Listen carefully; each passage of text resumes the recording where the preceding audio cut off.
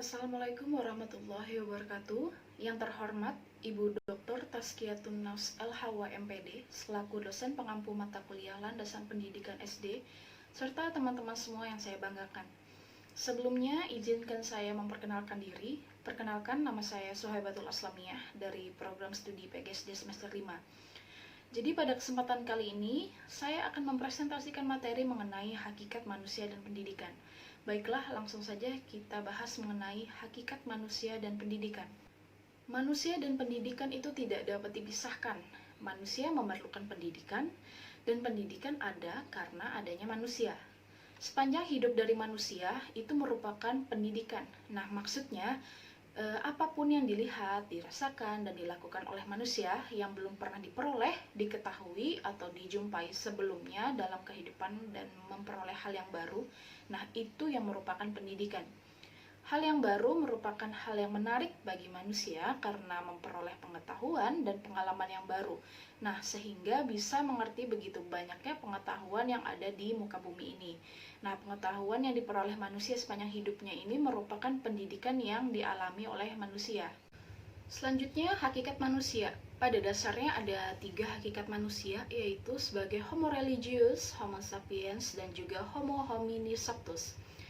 Nah, menurut Homo religius, manusia itu merupakan makhluk yang beragama. Makhluk yang beragama berarti manusia yang mempercayai dan menghayati kehidupannya itu dengan berpedoman pada salah satu agama yang dianggapnya memiliki ajaran dan penuntutan kehidupannya supaya selamat di akhirat.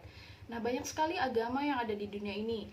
Begitu juga di Indonesia, ada berbagai agama. Namun, agama yang sah dan diakui di Indonesia ada 6 agama, yaitu Islam, Kristen, Katolik, Hindu, Buddha, dan Konghucu. Nah, ke-6 agama tersebut yang merupakan agama yang bisa dipilih masyarakat Indonesia, dan ke-6 agama tersebut memberikan ajaran serta memaparkan bahwa manusia itu merupakan makhluk ciptaan Tuhan yang Maha Esa dan yang paling sempurna. Selanjutnya, Homo sapiens.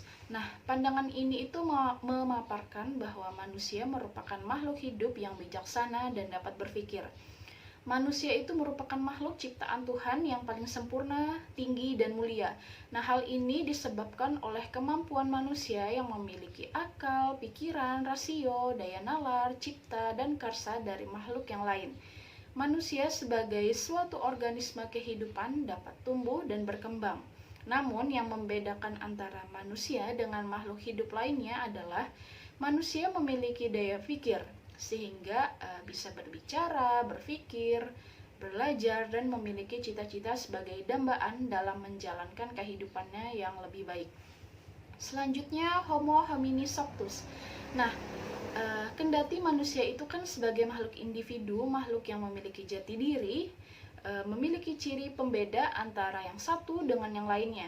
Namun, pada saat yang bersamaan, manusia juga sebagai kawan sosial bagi manusia lainnya. Nah, ini senantiasa berinteraksi dengan lingkungannya. Jadi manusia itu berhubungan satu sama lain dan membentuk suatu masyarakat tertentu. Walaupun terdapat pendapat yang berlawanan, tapi ada juga yang menyebut manusia adalah serigala bagi manusia lain atau Homo homini lupus. Nah, pemahaman yang terakhir inilah yang harus dihindarkan agar tidak terjadi malapetaka di muka bumi ini. Nah, sejarah telah membuktikan adanya perang saudara ataupun pertikaian antar bangsa. Pada akhirnya hanya membuahkan derajat pendapat manusia semakin tercabik-cabik dan juga terhempaskan. Selanjutnya, sifat hakikat manusia. Jadi, sifat hakikat manusia adalah ciri-ciri karakteristik yang secara prinsipil membedakan manusia dari hewan. Nah, wujud dari sifat hakikat manusia yang tidak dimiliki oleh hewan itu dikemukakan oleh paham eksistensialisme dengan maksud menjadikan masukan dalam membenahi konsep pendidikan, yaitu terdiri dari beberapa hal. Yang pertama, kemampuan menyadari diri, kemampuan bereksistensi, tanggung jawab, kemampuan menghayati kebahagiaan, kewajiban dan hak, serta memiliki kata hati. Yang pertama, mari kita bahas mengenai kemampuan menyadari diri. Jadi, berkat adanya kemampuan menyadari diri yang dimiliki manusia, maka manusia menyadari bahwa dirinya memiliki ciri khas atau karakteristik diri. Hal ini yang menyebabkan manusia dapat membedakan dirinya dan membuat jarak dengan orang lain dan di lingkungan sekitarnya. Selanjutnya, kemampuan bereksistensi. Nah, kemampuan bereksistensi adalah kemampuan manusia menempatkan diri dan dapat menembus atau menerobos serta mengatasi batas-batas yang membelenggu dirinya, sehingga manusia tidak terbelenggu oleh tempat dan juga waktu. Dengan demikian, manusia dapat menembus ke sana atau maksudnya ke masa depannya. Selanjutnya ini tanggung jawab. Nah, sifat tanggung jawab adalah kesediaan untuk menanggung segenap akibat dari perbuatan yang menuntut tanggung jawab yang telah dilakukan oleh manusia. Nah, wujud tanggung jawab ini bermacam-macam. Ada bertanggung jawab pada diri sendiri, lalu tanggung jawab kepada masyarakat, seperti bentuk tuntutannya adalah sanksi-sanksi sosial seperti cemoohan masyarakat, hukuman penjara, dan lain-lain. Selanjutnya, kemampuan menghayati kebahagiaan. Nah, kebahagiaan adalah integrasi dari segenap kesenangan, kegembiraan, kepuasan, dan sejenisnya dengan pengalaman-pengalaman pahit dan juga penderitaan. Nah, proses dari kesemuanya itulah yang menyenangkan atau yang pahit tadi itulah yang menghasilkan suatu bentuk penghayatan hidup yang disebut bahagia. Kebahagiaan bersifat irasional, artinya aspek rasa lebih berperan daripada aspek nalarnya. Selanjutnya, kewajiban dan hak. Kewajiban dan hak adalah dua macam gejala yang timbul karena manusia itu sebagai makhluk sosial. Nah, tidak ada hak tanpa kewajiban. Jadi kewajiban ada karena ada pihak lain yang harus dipenuhi haknya. Kewajiban adalah suatu keniscayaan pada diri manusia, artinya seseorang yang tidak mau melaksanakan kewajiban berarti mengingkari kemanusiaannya sebagai makhluk sosial. Selanjutnya adalah memiliki kata hati. Nah, kata hati ini juga sering disebut dengan istilah hati nurani, lubuk hati, suara hati, pelita hati, dan juga sebagainya. Kata hati adalah kemampuan membuat keputusan tentang yang baik atau yang buruk dan yang benar atau yang salah, seperti itu. Selanjutnya, hakikat pendidikan. Jadi, secara bahasa, definisi pendidikan adalah proses pengubahan sikap dan tata laku seseorang atau kelompok orang dalam usaha mendewasakan manusia melalui upaya pengajaran dan juga pelatihan yang sesuai prosedur pendidikan itu sendiri. Hakikat pendidikan adalah suatu proses menumbuh kembangkan eksistensi peserta didik yang memasyarakat, membudaya dalam tata kehidupan yang berdimensi lokal, nasional, maupun global. Nah, adapun hubungan manusia dengan pendidikan yaitu yang pertama sebagai animal educable, artinya pada hakikatnya manusia adalah makhluk yang dapat dididik. Selanjutnya, educandum yang artinya manusia itu pada hakikatnya adalah manusia yang harus dididik. Dan selanjutnya adalah Homo educandus, sebagai manusia merupakan makhluk yang bukan hanya harus dan dapat dididik, tetapi juga harus dan dapat dididik.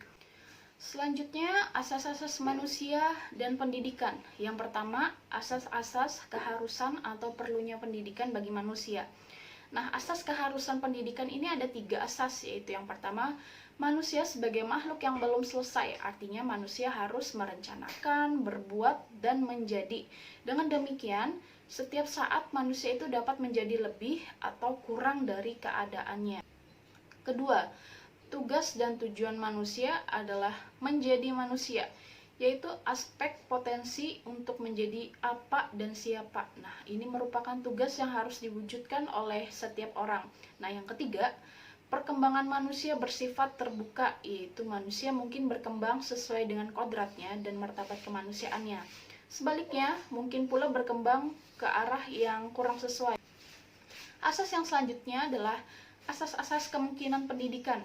Jadi, ada 5 asas antropologi yang mendasar kesimpulan bahwa manusia itu mungkin dididik atau dapat dididik. Yang pertama, asas potensial, yaitu manusia akan dapat dididik karena memiliki potensi untuk dapat menjadi manusia. Asas kedua yaitu dinamika. Nah, manusia itu selalu menginginkan dan mengejar segala yang lebih dari apa yang telah dicapainya. Asas yang ketiga adalah individualitas, yaitu manusia sebagai makhluk individu tidak akan pasif, melainkan bebas dan aktif berupaya untuk mewujudkan dirinya. Yang keempat adalah asas sosialitas, yaitu manusia butuh bergaul dengan orang lain. Yang kelima adalah asas moralitas, yaitu manusia memiliki kemampuan untuk membedakan yang baik dan juga tidak baik. Baiklah, sekian presentasi saya mengenai hakikat manusia dan pendidikan. Apabila terdapat kalimat atau salah kata dalam penyampaian materi, saya memohon maaf sebesar-besarnya. Wabillahi taufiq wal hidayah. Wassalamualaikum warahmatullahi wabarakatuh.